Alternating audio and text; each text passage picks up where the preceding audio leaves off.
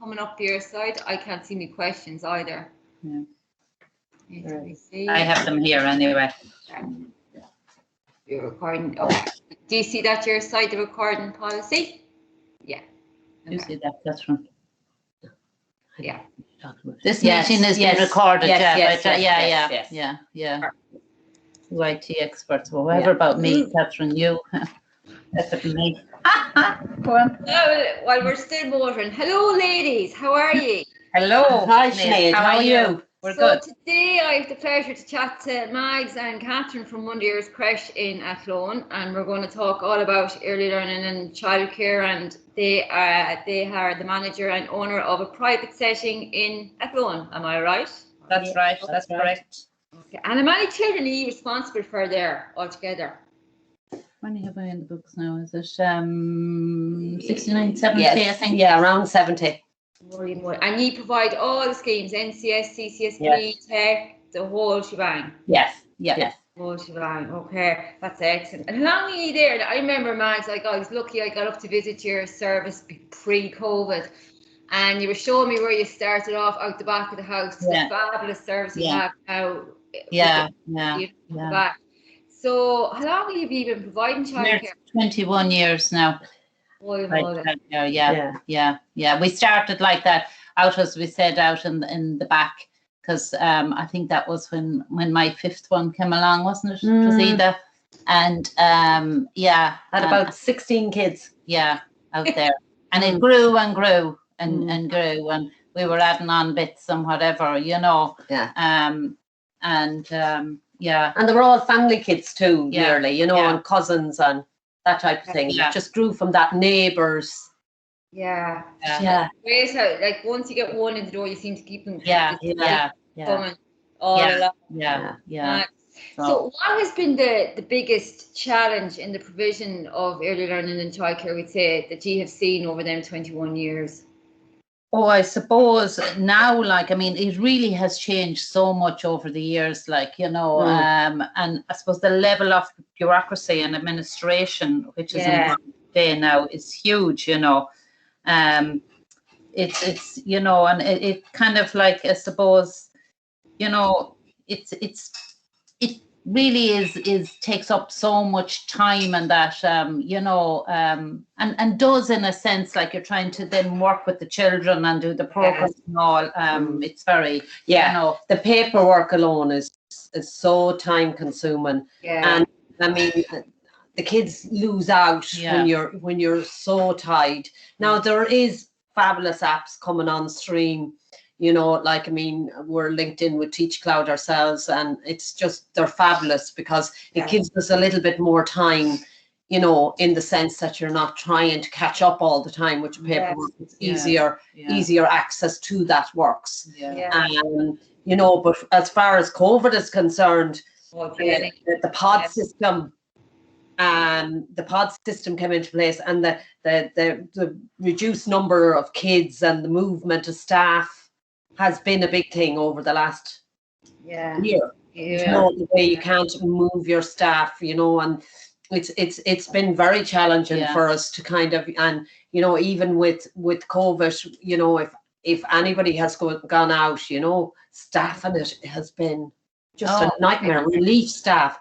Very difficult to get. And if a staff, because in these COVID times, if they have a sniffle or a cold, or they ring in, you have to, they have to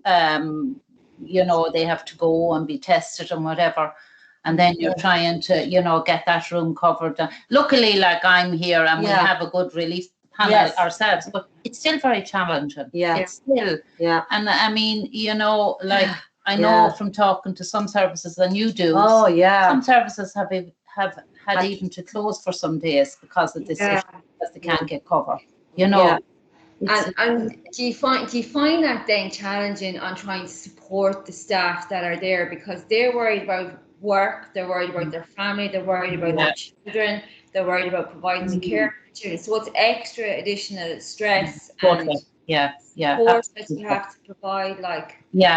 It really is. It is, and they're nearly afraid to move anywhere. And even when they go out and break, it's It's just, you know, making sure if upstairs are out on break that they're gone and everything is disinfectant, the downstairs will be doing their break, and you know it is a worry. And you know, even with the level of different ages we'd have in staff as well, from young to kind of more mature. Not me now. I'm 21. The more mature staff. Because you hear that as well. Like, I mean, no more than yourselves. Like, I mean, you know, when you're in the childcare system or when you're in that environment, it's very hard to think of. You're not only supporting the children, you're supporting their parents, you're supporting their families, and then you're supporting each other. And I suppose with COVID and everything else like that, that opportunity isn't there because you're not in the staff room having the chats, you're not having the training or anything else like that. Yeah, there's less communication between the staff, and it's sad to see, and they're kind of going out and they don't have that banter that we always have. You know, that makes the day easier. Yeah, and because I mean, we're lucky, I suppose, in that we have such vast grounds around our service outside. And that's a huge plus, because when they go out, they have loads of different areas to disperse to. But I suppose the negative side of that is, like you say, Catherine, they're kind of away from each other then, and they don't have the same banter, and you need that in a workplace, you know, like. So they're talking over fences in a way, but it's, you know, it's, you know. And come here, do you find that the kids have been more resilient during this time? Have you noticed any little changes in the children, say from pre-COVID times, not to be dwelling on COVID, but do you feel that their interactions, or they're more happy to see their friends now when they come back? Absolutely. Like the first time the preschool came back, and I was working up in the preschool room for the morning, just happened to be working the morning, and I was doing planning with the kids. And I was kind of taking down the plans and was asking each and every one of them where they wanted to go, and they all mentioned a friend. I want to play with John. I want to play with nothing about where they wanted to play. They just wanted to play with somebody. That was the first time in 21 years that I heard a group of 2 and 6 months, 7 months to 3 years of age. That they, like, normally you'll have that at 4 and 5 years of age. You'll have the more, because the more parallel play at that age. They're still very young. But that was the first time, and I was writing it down. I was going, oh my God. Everyone mentioned a friend they had missed. And come here, what do you think are the main benefits of working with children? Probably different now. I suppose the satisfaction you get from being able to positively influence their development, you know, especially during these young formative years, like, you know, and it's to see them kind of grow and develop, you know, and learn and pick up new skills, and that, you know, it's you know, it's you know, and just have that little interaction with them, and you know, they I mean, kids like are they're so honest and so open, and that, and it's lovely, you know, kind of. It's to watch their independence. It's to watch them independently grow. Like, I mean, it's the best part of the job.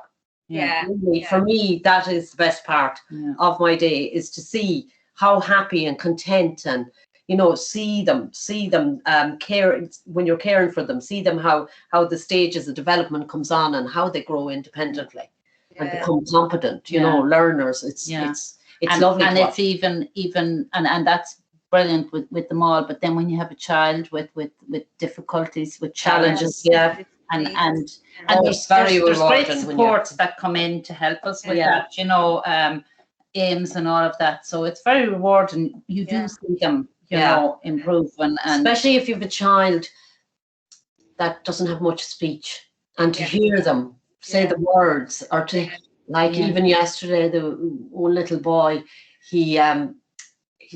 I walked into the room and he said, "Hello, Catherine." Like, he, you know, he doesn't normally, but he had found the words over the last couple of weeks. We were going, oh my God. And you know what, it's probably there, but it was just bursting to come out. and comfortable to bring it out then, like, so socks off you as well to go, oh geez, you're talking to me, like, you're nearly looking around going, wow. That leads into my next question, because I suppose I used to remember, is like, when you have a baby with you, and next thing they're with you from baby room, toddler room, preschool room, next thing they're gone to school, like, if they're not coming back to you for after school, how do you feel about them moving on? Are you like, tears have ran down my face. They're like my babies. I've stood up at the school looking at them in uniforms. It's amazing. Like, I mean, the satisfaction, and see, you help them grow and develop. You know, and to see them, see them independently. And even when you see them then many years later, like we have seen a few of them in their teenage years, and I think, oh my God, we're getting old here, but and they'll come and talk to you.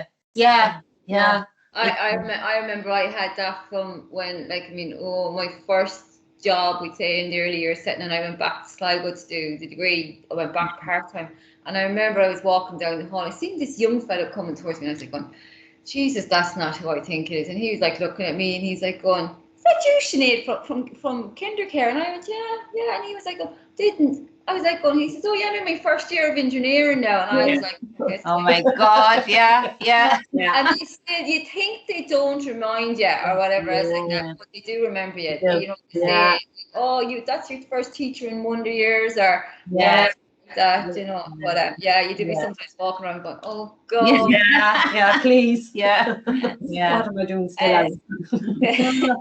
I know. What's the biggest challenge you're facing now as providers, do you think? Apart from COVID, do you think retaining staff? Do you think is it the funding? I think I suppose administration and bureaucracy and having to deal with all the different bodies, like, you know, TUSLA, Pobal, Environmental Health, and I suppose even, you know, the lack of joined up thinking between these bodies and that too. It's huge. It's huge. You know, kind of, you know. I mean, just the whole paper end of it is just so challenging by times, do you know? I mean, even these schemes now, public schemes and all, the amount of bureaucracy and paperwork, and every time someone changes, like, you know, from an hour or two or whatever, it's very hard to get a parent to understand that, like, now I need you to sign this contract again because you are actually changing what we already had you contracted for. That type of thing.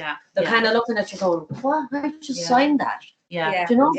Then you can go through a few contracts with some of them, like, you know. That's the thing, like, with schemes changing and hours and hours and especially these times, because they may have come back and they may have came and reduced hours, and then they may decide, okay, I'm going to be full time again, or I'm going to be this, or I'm going to be that. So it's been very challenging. You know. So do you think the word of early learning and care is slowly disappearing, and now it's about constantly making sure that they're getting what they're entitled to, and it's about looking after the parents and making sure that you're meeting your funding agreements? That's huge, like, you know. And I think, and not just us, I think a lot of services, like, you know, we're all trying to make sure, you know, our I's are dotted and our T's crossed, and that we have, you know, and that's very time consuming, having to keep on top of all of this, you know, paperwork and that, but, you know, but, you know, it is a worry too, because in case you're not, you know, keeping up our end of the contracts and that, then, you know. Hi, Sinead. I have a nice weekend. I just have to run in. I've lads doing a bit of work in here looking for hinges and that. So have a lovely weekend, and thanks for all your good work. No worries at all. Thanks a million. That's our chairperson for Roscommon County Childcare Committee there now that we all see on screen. So thanks a million. Okay, mind yourself. Bye. Thanks a million. Bye. So we were just saying there, that it's kind of like gone away from the care and the education. It really has. And I mean, what's the way around that? I don't know. Like, nothing is simple, It's not like, but I do think that I think it is changing. I do think it is changing, and I think because of all the paperwork and people are making it more. It's become more knowledgeable now that look, it's gone. The care of the child isn't at the centre there now anymore. Like we're chasing our tails the whole time. Like years ago, you'd be worried about doing observations, and you'd be lucky to get an observation done one every 2 weeks. Yes. Like if you're doing them every day, Yes. Oh yeah. It's just it is crazy. Yeah. If you could change your perception around early learning and care, about working within the sector, what is the one perception? Well, apart from the one obvious perception of being the glorified babysitters as such, what would that perception be, and how would you think you could encourage people to come back into the childcare sector and to work within it? For me, I would say it's the government acknowledging us. Really, truly, as educators in the workforce. It's not, we're undervalued that way. I mean, it's just, you're not acknowledged in the same way as any other sector is. That would be a big thing for me. Because I think like, and I suppose I don't know, does people in general realize the amount of work that goes into all these programs, all these, in the different areas in the rooms, from their small little babies, what is actually done with these kids and how they learn, and kind of like, it's I don't know how you would change that, but it's, if people could, like, that it really is a huge part of what goes on, and it is really the kids an education centre too, for the young kids. And I suppose, like, when you see Easter and Sheilta coming in now, and you see that programme Easter being used in junior and stuff. Like all of that formative years is in early learning and care settings, and the amount of work and the amount, you're now inspected under curriculum and play, main thing, like you're providing play anyway. So what, is it right that you should be inspected on that now on top of everything else? I don't know. Will we ever solve it?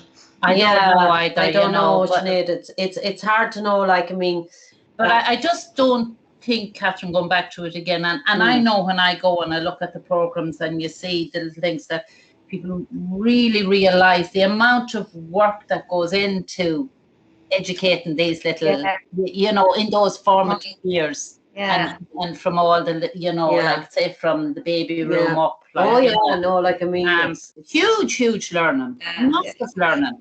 And like, I remember once, there was a time like we had a baby in the baby room and we were waiting for them, like the parents were upset, he wasn't walking by the time he was 12, and then he wasn't walking 12 months, now he wasn't walking by the time he was 13 months. And next thing, I remember one day he just took up and it was holding on to like the boot box and took off, and we were like going, will we say it or will we not say it? Will we let him go home and let him do it at home, experience it? But so we just look, we reassure them and we say, you know what, he took a few steps, he might take a few more at home now, or it's like you say, the child with speech and language. Like, he can, mightn't say a few words at home, but like might be the chattiest thing in school. Like, so it's I'd love to be able to document all this good stuff that's going on within. Massive stuff. Like when there's any issues, even with kids and that, and you always say it, Catherine, to the girls in the rooms and to parents, like, their ears and eyes and ears. And stuff that's picked up. That where are you going to get your balance, your walk, everything, eyes and ears? Just make sure that they're checked. And that to me is vital. And that's all picked up in the services. Vital when you see little kids from baby. Yeah, 100%. 100%. So rounding that up, I think we've covered all areas. What advice would you give to someone who is thinking of pursuing a career in childcare and early learning and care, or even school-age childcare? The main thing I was thinking is you have to be truly passionate to work in childcare. Truly passionate. You really have to want to work with kids. Yeah. Work in the childcare sector. Yeah. You can have all the degrees. Yes, and all the paperwork in the world. Yeah. But you really need to be passionate about children. Yeah. In order to work. It's quite challenging, and it's misunderstood. Like care and education it's just misunderstood by so many people. And then, like, I mean, to get people that are passionate is great, but to be able to reward them in a pay scale is vital. It's vital to keep them. To keep the sector running happily and smoothly. Because it is an evolving and growing sector, like, and I mean, it has changed so much even from when we started, and a lot of it is for the better too, kind of. 100%. Definitely. But it's I suppose for people coming out of school and that, you'd wonder, they think, I want to go into childcare, like, and they think it's, mind babies, babies, and it's an easy, like, job and that, and I don't think they realise it is as challenging, and so much goes on, kind of, in the whole area. It's funny you say that, because in one of the other interviews that I done with one of the girls, she said the exact same thing. You may have qualifications and degrees coming out of your head, but if you haven't the passion, or you haven't the experience, or the understanding of working with children, it's no point in you going down that road. But we were saying, like, that you may think you're a baby person, but when you're 8 to 10 hours in that baby room, and you've 3 of them around your feet, and they want all your attention, and you think, it's fine. But I tell you, if you're not a baby person, you're not going to stick that out, and you're going to take the high road. Whereas if you're in the preschool and you're really organising into curriculum and into all of that, you'd have no problem there. So it is very much about the age group as well. Absolutely. And I really do think too, Catherine, like you're saying, you have to have a passion. It really is a profession, like nursing, 100%. teaching, like, medicine, like whatever, like, it's not child-minding. Like, of course you're minding them and looking after them, and but it's but you know what I mean, like, it really is, like, kind of, well, it's a bit of a vocation and a vocation. Absolutely. It's total vocation. Just when you're saying that, the funny thing is now, like, it's the noise, when you've been in the room or whatever else, and you walk out of that room and your ears are like, you're going whatever, and you're like going, she's very quiet, like, the noise levels and it's unbelievable, especially when they're engaged and in play. It's unbelievable, the noise levels. It's but as I said to you, like, I mean, that passion has to be there. When I have had girls come in and work experience, and I have had them tell me straight up, okay, I'm not going into childcare. This is what I thought I wanted to do. No. Just because they didn't realise the amount that they could do in this. So, leading on to that, you have one meeting with Roderick O'Gorman, Minister for Children, and he can grant you one request. What would your one request be? You have it there, Mother. Well, I suppose what I'm looking at, and that is like the funding model within the sector requires a major restructuring, and there is an opportunity to radically change how we fund it. Like, I mean, you can see the impact of the pandemic over the past year showed what can be achieved. And some very good work was done with the supports that were put in place to assist the sector, during these times. And I can tell you, we wouldn't have been able to stay going without, the assistance and the government support, and I'm sure lots of other sectors. Very challenging times, And I suppose like a comprehensive funding model encompassing both private and community childcare sector would help, greatly. Because sustainability is a big problem. You have very stringent regulation regime with, very restrictive staffing ratios, and we're trying to stay open and keep pods open. And, now it's even more challenging because you can't, move one from one pod to another. And, and I don't know when we'll come out of this pandemic or what's going to happen at the end of it. But I do think that, it's something that really does need to be looked at, I mean, staffing and operational costs, and I'm sure others would agree with me on this. It's like they eat up 70 to 80% of what comes in, and you're constantly having to, like when we were closed, and in the time we were closed down the first break we had, will we call it a break, lockdown, we were up there, in the creche. We completely painted the whole thing through, put down new floor cover, and did massive work in it, And myself and Sean, and I had Catherine and my sisters help me because we were all our own pod, we could, that's massive expenditure, and you have to do, these things as well, and it's I think, just sustainability is the big number one issue for us, to try and keep going and keep it staffed to the level, to the regulatory level. And each year they're bringing out, it's even getting tougher and tougher. I know, We could do a solid break now for 3 years at least. Registration, regulations, new funding streams. Parents, compliance, regulations, inspections. And now they're looking at the after school, and it's gas. I think the horse is bolted now in a way for that area, because parents now are all, our after school has really dropped. Yeah, it has. It's because parents now realise, and a lot of them are working from home still, that these after school kids can be brought home and they can get on with their bits of homework whilst they do their work.